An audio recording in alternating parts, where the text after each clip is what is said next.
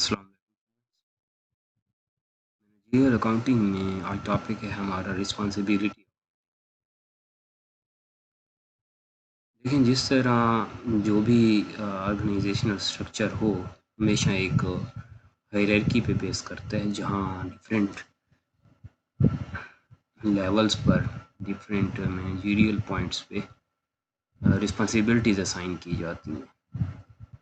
तो accounting unit में भी इसी तरह रिस्पॉन्सिबिलिटी मीन्स कि एक हायरार्की पे काम हो रहा होता है, एक हायरार्किकल स्ट्रक्चर को फॉलो किया जा रहा होता है, जहाँ डिपार्टमेंटलाइजेशन भी हो सकती है, जहाँ यूनिट्स भी हो सकते हैं, जहाँ कोई भी पैरेलल फ्लो हो या आपके पास वर्टिकल फ्लो हो, हॉरिजॉन्टल फ्लो हो, किसी भी फ्लो पे वो यूज़ करते हुए अकाउंटिंग की जा रही होती है, रिपोर्टिंग की जा रही होती है, डेटा समराइज किया जा रहा होता है, डिसीजन मेकिंग की जा रही होती है। तो इस चैप्टर में हम कुछ देखेंगे कि किस तरह डिफरेंट यूनिट्स को, डिफरेंट डिपार्टमेंट्स को रिस्पॉन्सिबिलिटीज़ असाइन की जाती हैं, टास्क असाइन किया जाता है, और उनमें से कौन से टास्क ऐसे होते हैं जो कॉस्ट सेंटर हैं, कौन से ऐसे प्रॉफिट सेंटर्स होते हैं, कौन से रेवेन्यू सेंटर्स होते हैं, या कौन से सपोर्टिव सेंटर्स होते हैं। ये डिफरेंट आप कह सकते हैं कि यूनिट्स होते हैं जो कंबाइन होते हैं, तो एक डिपार्टमेंट हमारे पास या एक सब्जेक्ट हमारे पास मेजर कंप्लीट होता है, जिसे हम अकाउंटिंग कहते हैं। तो अभी हम थ्योरेटिकल क्योंकि कॉन्सेप्ट यहाँ कुछ डिस्कस करेंगे, इसके बाद हम न्यूमेरिकल पे जाएंगे। स्लाइड में आप देख सकते हैं कि कुछ हमने इंट्रोडक्शन लेने की कोशिश की है। The term responsibility accounting refers to an accounting system that collects, summarises and reports accounting data relating to responsibilities of individual managers.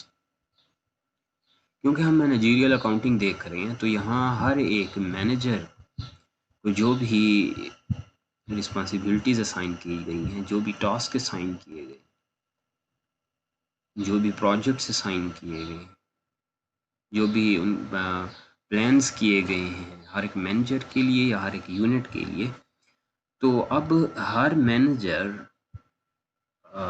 यहाँ जो उसको बजट से साइन किए गए हैं या जो भी स्टैंडर्ड्स दिए गए हैं, ओवर दी बजट जो ओवर स्टैंडर्ड जाएगा, अगर फॉर एग्जांपल ब्रेक इवन पे जाएगा, तो ये तमाम परफॉर्मेंसेस में ये यहाँ क्लियर हो रही हैं।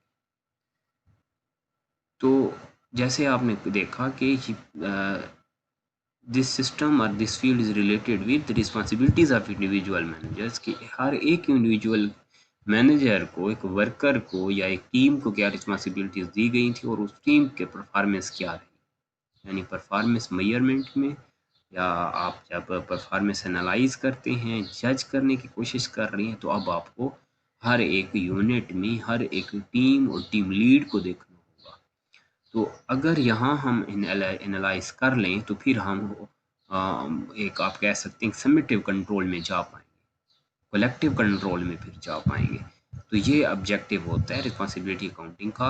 रिस्पॉन्सिबिलिटी अकाउंटिंग जब भी की जा रही होती है, वहाँ आप समेटिव कंट्रोल की तरफ अल्टीमेटली जाने की कोशिश करते हैं। पहले इंडिविजुअल कंट्रोल आप देखेंगे, परफॉर्मेंस मेजरमेंट करेंगे, परफॉर्मेंस अप्रेजल आप करने की कोशिश करेंगे, और फिर अल्टीमेटली होल ऑफ रिजल्ट्स, जो भी होल रिजल्ट्स होंगे उनको देखने की या एनालाइज करने की तरफ आप कोई डिसीजन ले पाएंगे या कोई आप रिपोर्टिंग कर पाएंगे। A responsibility accounting system provides information to evaluate each manager on the revenue and expense items over which that manager has primarily control और अथॉरिटी टू इन्फ्लुएंस। यहाँ मकसद यही रह जाता है, ऑब्जेक्टिव यही है कि रेवेन्यू और एक्सपेंसेस में हर एक यूनिट को आप देखते हो। जैसे मैंने कहा कि हर अकाउंटिंग सिस्टम में, हर एक ऑर्गेनाइजेशन में कुछ यूनिट्स ऐसे होते हैं जो रेवेन्यू यूनिट होते हैं, जो रेवेन्यू जनरेट करके दे रहे होते हैं। कुछ ऐसे होते हैं जो कॉस्ट सेंटर्स होते हैं, वो सिर्फ कॉस्ट इनकर कर रहे होते हैं, लेकिन आप कह सकते हैं कि उनका कोई प्रॉफिट जनरेशन में कोई कंसर्न नहीं होता। जैसे एक ऑर्गेनाइजेशन में अगर आप एक फॉर एग्जांपल एक सर्वर रूम है या एक आपका टेक्निकल यूनिट है, वो टेक्निकल असिस्टेंस दे रहा है आपकी फैक्ट्री को, तो उसका कोई मैन्युफैक्चरिंग में कंसर्न नहीं है। अगर ज़रूरत पड़ती है ऐसे यूनिट की, तो वो यूनिट जाके अपनी सर्विस देता है, लेकिन उसकी कॉस्ट इनकर हो रही होती है। ठीक है, जैसे हम डायरेक्ट और इनडायरेक्ट की कॉस्ट बात करते हैं, यानी एक क्लास में एक टीचर का कंसर्न तो है, लेकिन एक गार्ड का एक क्लास में, यानी एक यूनिवर्सिटी गार्ड का, कॉलेज गेट कीपर का, उसका डायरेक्ट स्टूडेंट्स के साथ क्लासरूम में कोई आप कह सकते हैं कि एसोसिएशन या लिंकेजेस नहीं है। तो ये कॉस्ट तो इनकर हो रही है, लेकिन इस यूनिट को अगर आप सेपरेट देखें, इस यूनिट को सेपरेटली आप एग्जामिन करें, तो इसे आप रिस्पॉन्सिबिलिटी अकाउंटिंग कहेंगे। और फिर यहाँ से क्लियर रहता है कि आपकी रियल कॉस्ट क्या थी, मैन्युफैक्चरिंग कॉस्ट जो थी, डायरेक्ट और इनडायरेक्ट की जब बात होती है तो डायरेक्ट कॉस्ट क्या थी और इनडायरेक्ट कॉस्ट क्या थी, वो कौन सी कॉस्ट ज़्यादा हो रही है, कौन सी कॉस्ट ओवर द बजट जा रही है, कौन सी कॉस्ट फेवरेबल जा रही है, कौन सी कॉस्ट अनफेवरेबल जा रही है, या किस कॉस्ट के बर्डन ने ओवर बर्डन किया या लॉसेस में ले गए। तो ये हम रिस्पॉन्सिबिलिटी अकाउंटिंग को यहाँ डिस्कस कर रहे हैं। तो प्राइमरी ऑब्जेक्टिव यहाँ कंट्रोलिंग है, यानी परफॉर्मेंस अप्रेजल है। Responsibility accounting reports contains those items controllable by responsible managers. When both controllable and uncontrollable items are included in reports, accountants should clearly separate the categories. The identification of controllable items is a fundamental task in responsibility accounting and reporting.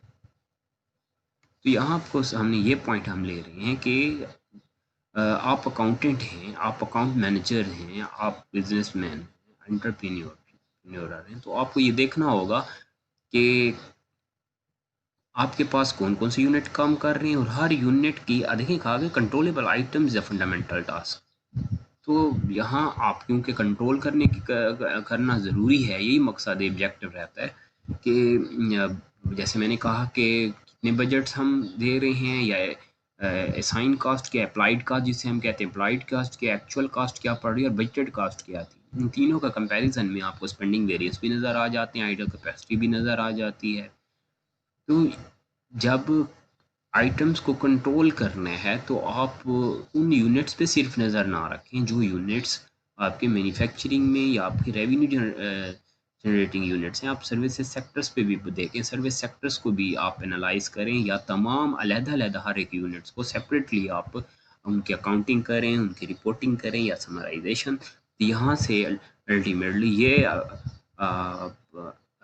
Favourable या unfavourable result देने में, analysis करने में आसानी होती है। तो ये है रिस्पॉन्सिबिलिटी अकाउंटिंग का ऑब्जेक्टिव के कंट्रोलेबल और अनकंट्रोलेबल यूनिट्स को, कि सिस्टमेटिक और अनसिस्टमेटिक को, कि कौन से यूनिट ऐसे हैं जो जिनको कंट्रोल किया जा सकता है, कौन से यूनिट ऐसे हैं जिनको कंट्रोल नहीं किया जा सकता। इन दोनों को आप सेपरेट रखें, इन दोनों की कंट्रोलिंग जो है उनको आइडेंटिफाई करते हुए, फंडामेंटल टास्क को आइडेंटिफाई करते हुए अकाउंटिंग रिपोर्टिंग की जाए। तो इसके लिए रिस्पॉन्सिबिलिटी अकाउंटिंग मेजर का अप्लाई करना या उसकी एग्जिस्टेंस ज़रूरी है। तो अब रिस्पॉन्सिबिलिटी अकाउंटिंग में हमें देखना होगा कि रिस्पॉन्सिबिलिटी अकाउंटिंग किस तरह की जाती है,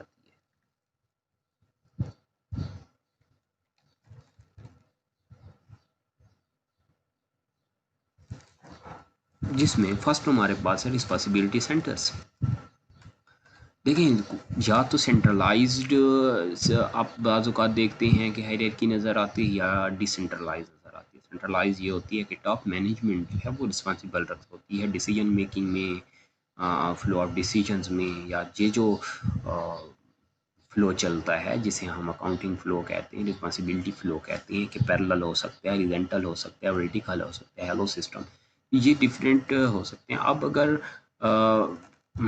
फॉर एग्जांपल हॉरिजॉन्टल है या पैरेलल है या वर्टिकल है, अगर सेंट्रलाइज्ड हो, जहां टॉप मैनेजमेंट अथॉरिटी रखती हो, पावर रखती हो, और टॉप मैनेजमेंट जैसे ही डिसीजन फ्लो करेगी वैसे फर्दर क्या जैसे कम्युनिकेट करेगी उनको फॉलो किया जाएगा। और डिसेंट्रलाइज में अगर आप जाते हो तो फिर आप देखते हैं कि वहाँ बॉटम अप भी आ सकता है, यानी टॉप डाउन नहीं होगा, बॉटम अप हो सकता है, या मिडल मैनेजमेंट को ज़्यादा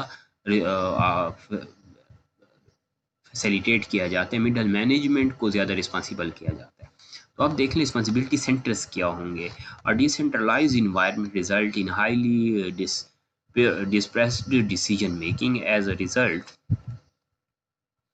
कि आपको कहा कि डिस्पर्स डिसीजन मेकिंग में अगर आप देखें It is imperative to monitor and judge the effectiveness of each manager. This is easier said than done. Not all the units are capable of being evaluated on the same basis. Some units do not generate any revenue. They only incur cost in support of some necessary functions. Other units that deliver goods and services have the potential to be assessed on the basis of profit. पहली बात तो ये हो गई कि या तो होंगे रेवेन्यूज या होंगे आपके पास non revenue units. Revenue units वो होंगे जो आपको रेवेन्यू जनरेट करके दे रहे हैं। नॉन रेवेन्यू यूनिट्स जो वो होंगे जो रेवेन्यू जनरेशन में सपोर्टिव है। जैसे मैंने आपको कहा कि अगर टीचर है, अगर लेक्चरर है, अगर आप फॉर एग्जांपल एजुकेशन सेक्टर की बात करते हैं तो वहाँ रेवेन्यू यूनिट्स क्या हैं या डायरेक्टली एसोसिएटेड यूनिट्स कौन से हैं और कौन से यूनिट ऐसे हैं जो डायरेक्टली एसोसिएटेड नहीं, लेकिन उनका होना ज़रूरी है। वो सिस्टम को चलाने के लिए, ऑपरेट करने के लिए उन सेंटर्स का भी होना ज़रूरी है। तो यहाँ बात ये हो रही है कि सर्विस हो या प्रोडक्शन यूनिट हो, कोई भी हो, उसको हम कहेंगे रिस्पॉन्सिबिलिटी सेंटर। तो रिस्पॉन्सिबिलिटी सेंटर मीन्स कि या तो सेंट्रलाइज इन्वायरमेंट हो या डिसेंट्रलाइज इन्वायरमेंट हो। वहाँ डिसीजन मेकिंग में अगर आप कुछ यूनिट्स को, कुछ मैनेजर्स को, कुछ डिपार्टमेंट्स को अगर आप रिस्पॉन्सिबल कर देते हैं और उनकी ज़रूर कोई ना कोई कोलेबोरेशन है, लिंकेजेस हैं मैन्युफैक्चरिंग में या आप कह सकते हैं कि प्रोडक्शन में या रेवेन्यू जनरेशन में, तो आप इसे कहेंगे कि रिस्पॉन्सिबिलिटी सेंटर्स, ये रिस्पॉन्सिबिलिटी सेंटर्स होंगे। इसी तरह रिस्पॉन्सिबिलिटी सेंटर्स में नेक्स्ट हम देख सकते हैं कि as generalisation the part of an organisation under the control of manager is termed responsibility centre.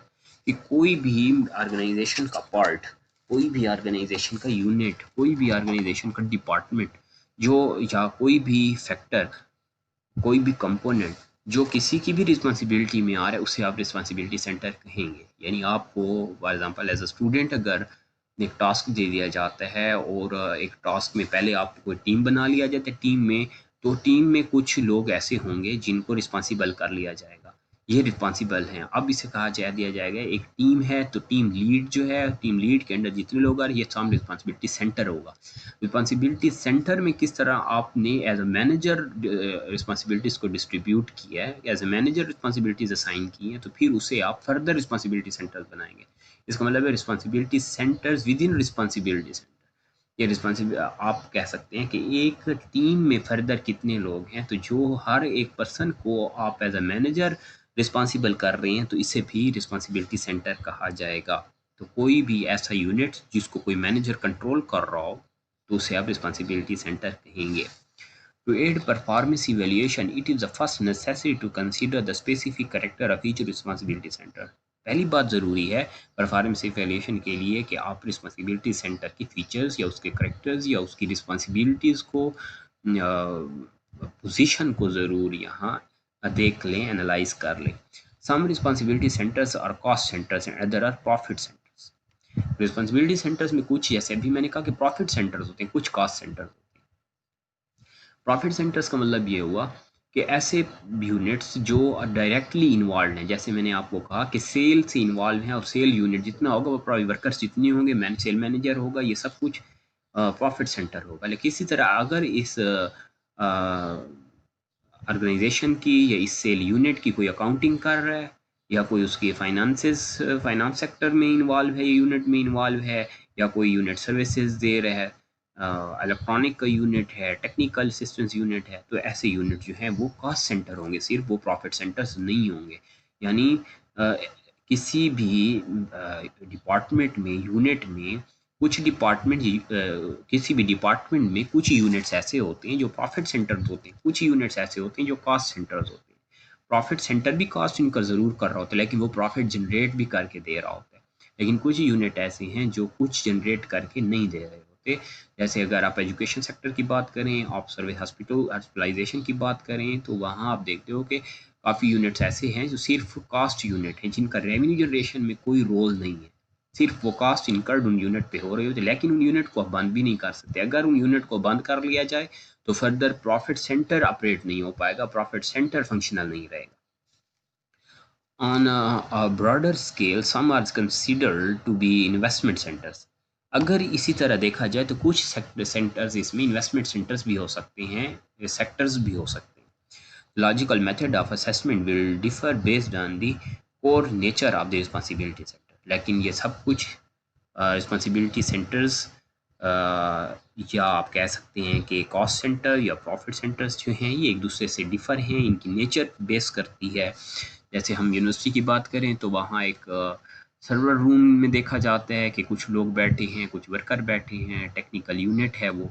उनका काम ये है कि अगर कहीं भी कोई ब्रेकेज होगी, कोई फ्लॉ पैदा हो जाएगा, कोई प्रॉब्लम होगा, टेक्निकल प्रॉब्लम होगा, तो वो फ़ौरन, या इलेक्ट्रिशियन बैठे हैं, टेक्निकल प्रॉब्लम होगा तो वो फ़ौरन, आप देखते हो कि रैपिड रिस्पॉन्स टीम है कि जो फ़ौरन पहुंचती है और उसको ख़त्म, उसको कंट्रोल करने की कोशिश करती है। लेकिन अगर ये ज़रूरत पड़ेगी तो, और अगर आप इस टीम को बिल्कुल निकाल लें और इस यूनिट को निकाल लें अपने स्ट्रक्चर से, तो फिर आप देखते हो कि आपका बाज़ औक़ात मैन्युफैक्चरिंग या फंक्शनल यूनिट जो है, आपका डिपार्टमेंट जो है, जो रेवेन्यू डिपार्टमेंट है, वो ऑपरेट नहीं हो पाता।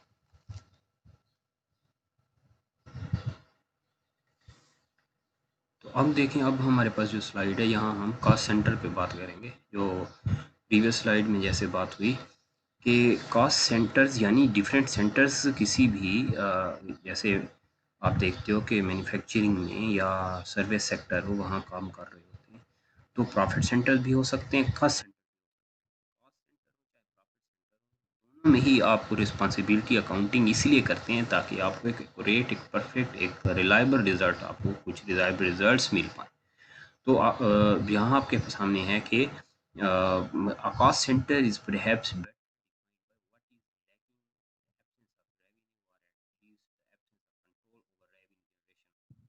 सेंटर का ऑब्जेक्टिव यही होता है कि प्रॉफिट जनरेट नहीं करके दे रहा है ये यूनिट, चाहे वो प्रॉफिटेबल हो, वहाँ भी कॉस्ट सेंटर्स को आपको एनालाइज करना होगा, चाहे कॉस्ट सेंटर्स हो, मीन नॉन रेवेन्यू यूनिट हो, वहाँ भी आपको या नॉन ऑपरेशनल हो, नॉन फंक्शनल हो, वहाँ भी आपको कॉस्ट सेंटर्स को एनालाइज करना होगा।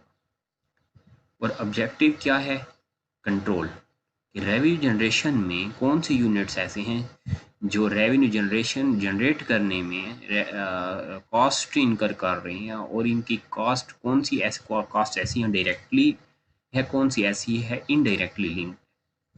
एग्जाम्पल्स में अगर जाएं, examples of departments that are expensive to support and do not directly contribute to revenue generation or human resource accounting, legal and other administrative department। ये कुछ एग्जांपल्स हैं कि लीगल डिपार्टमेंट को देखा जाए, लीगल मींस कि वो यूनिट जो आपको लीगल सर्विसेज दे रही होती हैं, कोर्ट केसेस में हेल्प आउट कर रहे होते हैं। इसी तरह अकाउंटिंग यूनिट हो गया, ये यूनिट ऐसा है, ये डिपार्टमेंट ऐसा है जो कास्ट सेंटर है।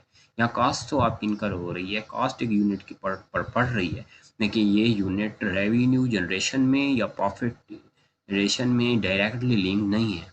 इसी तरह एडमिनिस्ट्रेटिव डिपार्टमेंट्स हैं, एडमिनिस्ट्रेटिव वर्कर्स आपके यूनिट काम कर रहा है, तो वो भी एक कॉस्ट सेंटर होगा। Cost centres are also present on the factory floor, maintenance and engineering fall into this category. Many businesses also consider the actual manufacturing process to be a cost center, even though a saleable product is produced. The sale responsibility is shouldered by other units. यानी cell unit जो है, directly जो unit cell कर रहा है, product बनाने के बाद सेल हो रही है, तो ये तो ऐसा यूनिट है जो प्रॉफिट जनरेशन में हेल्प आउट कर रहा है। लेकिन कुछ यूनिट जो अगर वो मेंटेनेंस हैं, वो इंजीनियरिंग यूनिट है, फैक्ट्री फ्लोर है, ये यूनिट या इसके अलावा कुछ हो सकते हैं, ये यूनिट प्रॉफिट सेंटर्स नहीं हैं, ये कॉस्ट सेंटर्स। तो अब रिस्पॉन्सिबिलिटी अकाउंटिंग का ऑब्जेक्टिव यही है कि जब आप रिस्पॉन्सिबिलिटी अकाउंटिंग करते हैं तो अब हर एक यूनिट की परफॉर्मेंस, हर एक इंडिविजुअल यूनिट की परफॉर्मेंस या सेंटर की परफॉर्मेंस का एनालाइज करते हुए फर्दर ओवरऑल परफॉर्मेंस या पोजीशन को एनालाइज कर सकते हैं। तो ये हुआ रिस्पॉन्सिबिलिटी अकाउंटिंग। इसी तरह नेक्स्ट पॉइंट पे हम बात कर सकते हैं, वो आपके सामने है प्रॉफिट सेंटर्स। प्रॉफिट सेंटर्स आपके सामने हैं कि कुछ यूनिट्स ऐसे जो रेवेन्यू जनरेशन में लिंक्ड भी हैं और प्रॉफिट जनरेशन में इन्हीं यूनिट्स का रोल ज़्यादा है। यानी अगर यूनिट्स का जो आप कह सकते हैं कि 24/7 चलते हैं या ये यूनिट रूटीन में चलते हैं, इन यूनिट्स को तो आप बिल्कुल बंद ही नहीं कर सकते, तो ये प्रॉफिट सेंटर्स होते हैं। Some business units have control over both cost and revenue and are therefore evaluated on their profit outcomes. यानी अगर किसी यूनिट को प्रॉफिट की बेसिस पे ही सिर्फ जज किया जाए, कास्ट की बेसिस पे जज करने के साथ साथ अब वहाँ प्रॉफिट भी आपको वो यूनिट दे, आप एनालाइज कर सकें वहाँ प्रॉफिट, तो आप इसे कहेंगे प्रॉफिट सेंटर्स। यानी जैसे मैंने बात की कि अगर मैन्युफैक्चरिंग यूनिट में फैक्ट्री फ्लोर है, मेंटेनेंस है, इंजीनियरिंग यूनिट है, टेक्निकल असिस्टेंस यूनिट है, ये डिफरेंट यूनिट्स, ये ऐसे यूनिट हैं जो प्रॉफिट नहीं बता सकते। यानी अगर आपको यूनिवर्सिटी में आप देखते हैं कि वहाँ एक सर्वर रूम है, या रिसेप्शन है, या ऐसा कोई आप कह सकते हैं कि स्पोर्टिव यूनिट है, तो ये यूनिट कभी नहीं बता सकते कि इस इदारे को, इस इदारे की रेवेन्यू क्या है, या फॉर एग्जांपल इस इदारे की परफॉर्मेंस क्या है। या अगर इसी तरह एक प्रॉफिट सीकिंग ऑर्गेनाइजेशन, तो वहाँ ये यूनिट नहीं बता सकते कि इस कंपनी का प्रॉफिट क्या रहा। लेकिन अगर कोई यूनिट सेल यूनिट हो सकता है, मैन्युफैक्चरिंग हो सकता है, बता सके कि कॉस्ट क्या रही और प्रॉफिट भी साथ आप एनालाइज कर सकें, तो फिर आप इसे कहेंगे ये प्रॉफिट सेंटर्स है। ये रिस्पॉन्सिबिलिटी अकाउंटिंग है कि आप अकाउंटिंग इस तरह आप डिवाइड कर लेते हो अपने काम को कि डिफरेंट यूनिट्स ले जाते हो वहाँ, प्रीडिसेसर, सक्सेसर, और ये यूनिट्स जो हैं हर एक यूनिट अब बता रहा होता है कि क्या ये इन्वेस्टमेंट सेंटर है, क्या ये कॉस्ट सेंटर है, या ये कॉस्ट प्लस प्रॉफिट सेंटर है। For such profit centres, cost overruns are expected if they are coupled with the commensurate gains in the revenue and profitability। तो यहाँ रेवेन्यू और या प्रॉफिटेबिलिटी को एनालाइज करने के लिए, गेन्स को एनालाइज करने के लिए ये यूनिट आपको हेल्प आउट करते हैं, और इन यूनिट की बेसिस पे गेन्स एनालाइज किए जा सकते हैं। A restaurant chain may evaluates each store as a separate profit centers। तो जहाँ स्टोर की बात की जाती है तो वो प्रॉफिट सेंटर्स हैं। अगर एक रेस्टोरेंट की बात की जाए, a store manager responsible for the store revenues and expenses. A store with more revenue would generate more food cost, and assessment of food cost alone would be foolhardy without giving consideration to the store revenue. For profit center, the flexible budget discussing। अब हम इसी chapter में अगर आप देखें तो हम flexible budgets को भी डिस्कस करेंगे, हमारा एक टॉपिक रहेगा फ्लेक्सिबल बजटिंग का। तो बात ये हो रही है कि चाहे बजट्स फ्लेक्सिबल बजट्स हों या आपके पास फिक्स बजट्स हों, स्टैटिक बजट्स हों, डायनेमिक बजट्स हों, ये एनालाइज कर रहे होते हैं। तो कोई भी ऐसा यूनिट जो यूनिट कास्ट के साथ साथ कास्ट अगर बताएगा तो आप वहाँ से प्रॉफिट भी एनालाइज कर सकते हैं। अगर उस यूनिट की कास्ट इंक्रीज हो रही है तो आप देख सकते हो कि मीन्स के कास्ट यूनिट भी हो प्लस प्रॉफिट यूनिट या प्रॉफिट सेंटर के साथ उस लिंक भी हो, फिर आप उसे कहेंगे ये प्रॉफिट सेंटर्स हैं। अदरवाइज वो सिंपल ही कास्ट सेंटर रहेगा। ये हम हमारे पास कुछ टर्म्स थे जो हम रिस्पॉन्सिबिलिटी अकाउंटिंग को समझने के लिए, रिस्पॉन्सिबिलिटी अकाउंटिंग को एनालाइज करने के लिए, जज करने के लिए हमारे लिए ज़रूरी था कि हम समझ लें कि कास्ट सेंटर्स क्या हैं, प्रॉफिट सेंटर्स क्या हैं। इन्वेस्टमेंट सेंटर्स कुछ ऐसे सेंटर्स होते हैं जहां परचेज़ की जाती है, जहां इन्वेस्टमेंट की डिसीजन की जाती है, जिन रिजल्ट्स की बेसिस पे आपको हेल्प आउट करते हैं वो रिजल्ट्स कि आप फर्दर इन्वेस्टमेंट में जाएंगे, परचेज में जाएंगे या नहीं जाएंगे। जैसे इन्वेंट्री कंट्रोल लेजर्स हैं, इन्वेंट्री यूनिट्स हैं, स्टोर यूनिट्स हैं, तो ये यूनिट बता रहे होते हैं। जैसे फैक्ट्री है, फैक्ट्री में प्लांट हेड है, तो फैक्ट्री ओवरहेड में अगर आप जाएँ, डायरेक्ट फैक्ट्री ओवरहेड है या आपके पास फिक्स फैक्ट्री ओवरहेड है या वेरिएबल फैक्ट्री ओवरहेड है, तो ये यूनिट बता रहे होते हैं कि फर्दर इन्वेस्टमेंट यानी परचेजेस, एसेट्स कौन से एसेट्स हैं रिन्यू किए जाए, किन एसेट्स में इन्वेस्टमेंट, ये भी यहाँ क्लियर हो रहा होता है। ये एक स्ट्रक्चर है हमारे सामने कि आप देख सकते हैं कि ग्रीन इंडिकेट्स इन्वेस्टमेंट सेंटर, कि इन्वेस्टमेंट सेंटर्स क्या होंगे। कुछ ही यूनिट ऐसे हैं जो रिस्पॉन्सिबल होते हैं इन्वेस्टमेंट सेंटर, जैसे सीईओ की बात की जाए तो, और आप कहीं किसी को भी रिस्पॉन्सिबल नहीं कर रहे कि वो इन्वेस्टमेंट करें या परचेज डिसीजन लें या एसेट रेनोवेशन करें या एसेट की ओवरहालिंग करें, एसेट्स की गुडविल इम्प्रूवमेंट की तरफ जाएं, तो ऐसा और यूनिट्स को किसी को भी रिस्पॉन्सिबल नहीं किया गया। सिर्फ एक ही यूनिट है जो इस आप कह सकते हैं कि डिसीजन मेकिंग में सिर्फ रिस्पॉन्सिबल होगा। इसी तरह एक और एग्जांपल हम ले सकते हैं कि combination colours indicate multiple evaluation basis. अगर आप कम्बिनेशन कलर जैसे vice president of real estate की बात की जाए तो ये मल्टीपल इवेल्यूएशन बेसिस में इन यूनिट्स को लिया जाता है कि आप एक टीम बना लेते हैं, एक यूनिट होता है आपका डिपार्टमेंट में, तो यूनिट जाके तमाम यूनिट्स की विजिट कर सकते हैं। तो ये मल्टीपल इवेल्यूएशन कर रहे होते हैं। जैसे हम इंटरनल ऑडिट पढ़ते हैं, तो इंटरनल ऑडिट जो है वो मल्टीपल यूनिट है।